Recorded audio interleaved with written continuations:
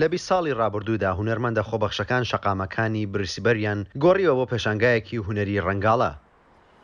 هەزاران ناونیشانی هاتووچۆ و سندوقی تەلەفۆن و دیوارەکانیان بە ڕەنگی جیاواز و پرشەنگ نەخشاندوە. هونەرەکەیان لە کاتی کەرەنتینای شارەکەدا تەشە نەیسەند. ئەو کاتیان وەکو دەرفەتێک قۆستەوە بۆ پەرەپێدانی هونەرەکەیان. بەڕاستی ئەوە خۆشیەکی زۆر دەهێنێتە ژیانی هەموو ئەو کەسانەی کە دایان بینیت. منیش لێرەدا ویستم ئەو خۆشیە ببەخشم بە هەمووان لێرەدا.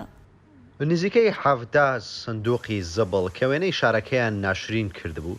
ئەم هونەرمەندە خۆبەخشانە ڕوویەکی تری هونەریان پێبەخشیوە. ئێرە ماوەیەکی زۆرە وەکو ماڵی خۆم دەبینم. زۆر شتێکی تایبەت و گرنگە لە ژیانی مندا. من ماوەیەکی زۆر بۆ هونەرم دەخوێن. بۆیە هەر بەڕاستی هەر پارچەیەکی ئەمە بە هونەرێکی جوان و جیاواز دەبینم.